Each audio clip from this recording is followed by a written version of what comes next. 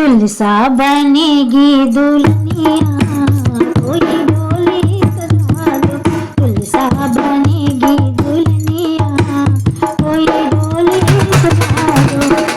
देखिए बारात निकल रही है, अब तुलसी मैया की बारात निकली है, शालीग्राम के घर पहुंचेगी। और देखिए उत्साह, देखिए भक्तगणों में कितना उत्साह बना हुआ है। नाचते कूदते धूप में, सुलसुलाती धूप में लोग निकल रहे हैं उनकी बारात लेके, और कितना उत्साह बना हुआ है। तो आज हम पूरा आपको दिखाएंगे कि तुलसी विवाह बारात से लेकर उनकी विदाई तक। विदाई तो आज नहीं होगी, आज सिर्फ शादी होगी, तब तक की मैं दिखाऊंगी जरूर आपको।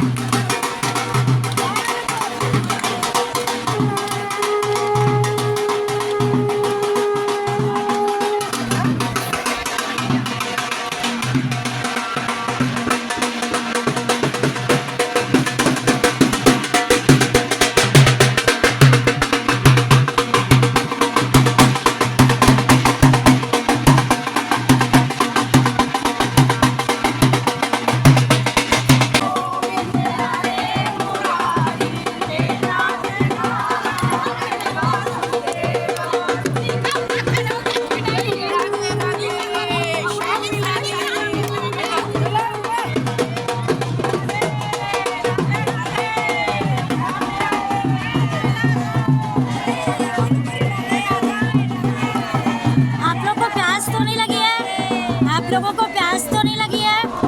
नहीं ना, अभी आपकी सेवा होगी। घराती लोग तैयार हैं।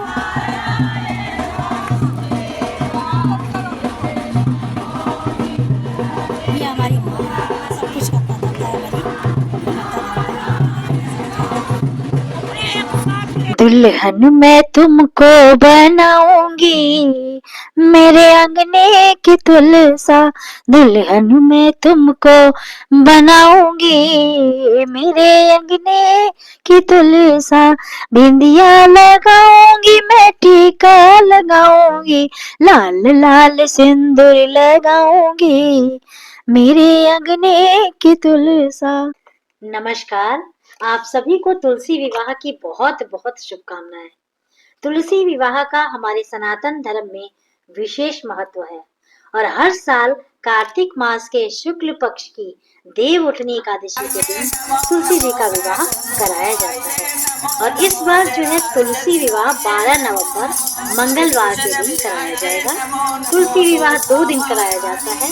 कुछ लोग एकादशी तिथि के दिन कराते हैं, जबकि कुछ लोग द्वादशी तिथि के दिन तुलसी जी और शालीग्राम जी का विवाह कराते हैं। मान्यता ये है कि जो व्यक्ति जीवन में एक बार भी तुलसी का विवाह कराता है, उसके जीवन से सारे कष्ट दूर हो जाते हैं और उसे महादान, कन्यादान का पुण्य प्राप्त हो जाता है। तुलसी विवाह के शुभ मुहूर्त के बारे में आपको अभी बताते हैं कि एकादशी, द्वादशी के दिन तुलसी विवाह नहीं करा पाए तो आप कब करा सकते हैं, यह भी जानेंगे इस वीडियो में। तुलसी विवाह का कोई भी करा सकता है, ठीक है। यदि विवाहित दंपति जो संतानहीन हो, संतान की कामना रखते हो, तो उन्हें भी बहुत भाग्यशाली संतान की प्राप्ति होती है यदि ये करते हैं तो। कुंवारे लोग या अविवाहित लोग तुलसी विवाह संपन्न कराते हैं तो उनके विवाह के योग बहुत अच्छे होते हैं। दाम्पत्य जीवन यदि मधुर नहीं है तो दाम्पत्य जीवन भी मधुर होगा।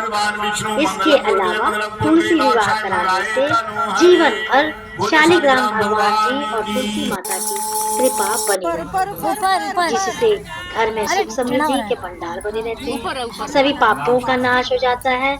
तो इसलिए यदि अवसर मिले तो जीवन में एक बार तुलसी जी का विवाह अवश्य कराना चाहिए, ठीक है। और तुलसी विवाह कराने वाले भक्तों को इस दिन उपवास भी रखना चाहिए। शाम के समय गोधूली वेला या प्रदोष काल मुहूर्त में तुलसी जी का विवाह कराना चाहिए।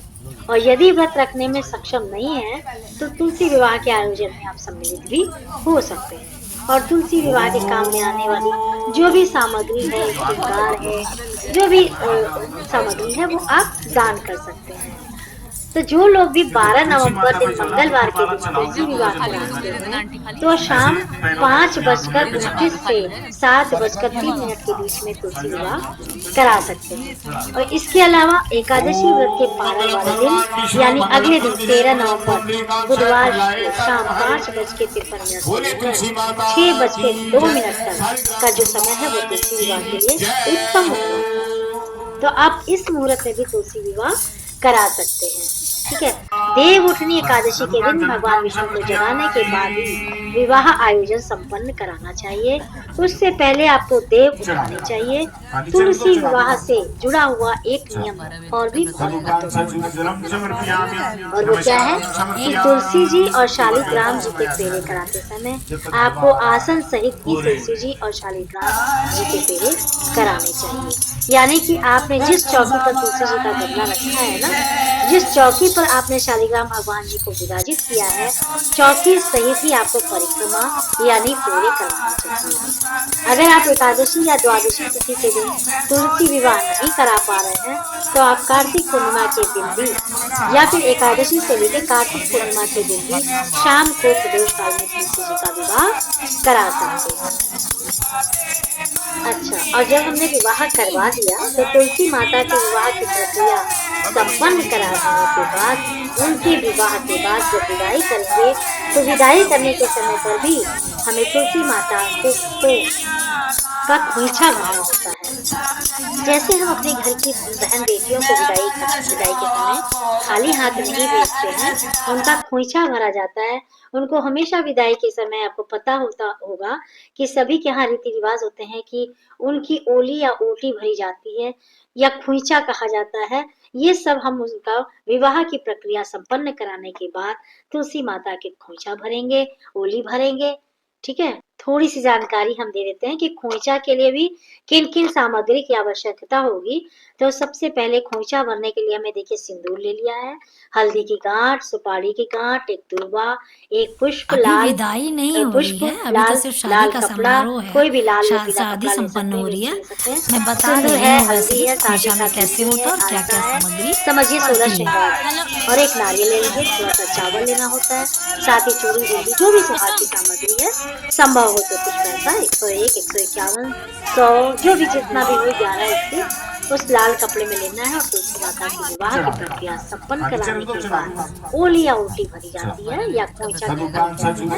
तो ये मंदिर पर भी कर सकते हैं, घर पर भी कर सकते हैं। सबसे पहले हम जो लाल कपड़ा उसे अच्छे से खोल लेना है, बिछा लेना है और उस पे साड़ी वगैरह भी कर सकते हैं, ब्लाउज का पीस भी कर सकते हैं। पहले अग्निदेव को प्रसन्न करते हैं। ओम अग्निदेवाय बोलिए स्वाहा। अच्छा, खोइछा भरते समय 5 बार अग्निदेवाय स्वाहा। थोड़ा सा डालेंगे अपने ओम अग्निदेवाय 5 स्वाहा। बार झाड़ करके दे देते हैं। झाड़ करके नहीं कहते हैं, बनाना नहीं चाहिए क्योंकि घर को तो हमें अनाज को तो से करके कभी पूरा नहीं डालना चाहिए, तो थोड़ा सा बचा लेंगे। तो हमने थोड़ा सा चावल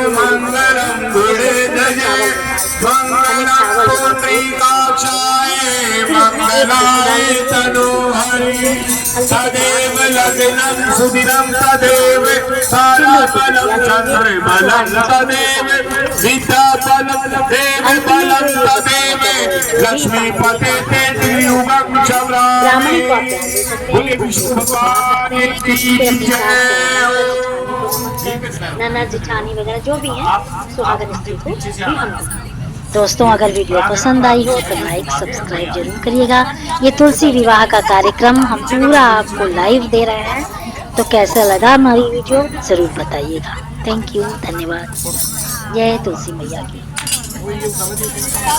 ये भी एक अनोखा दृश्य है।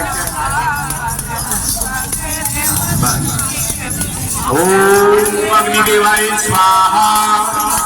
ओम अग्निदेवाय स्वाहा। ओम अग्निदेवाय स्वाहा।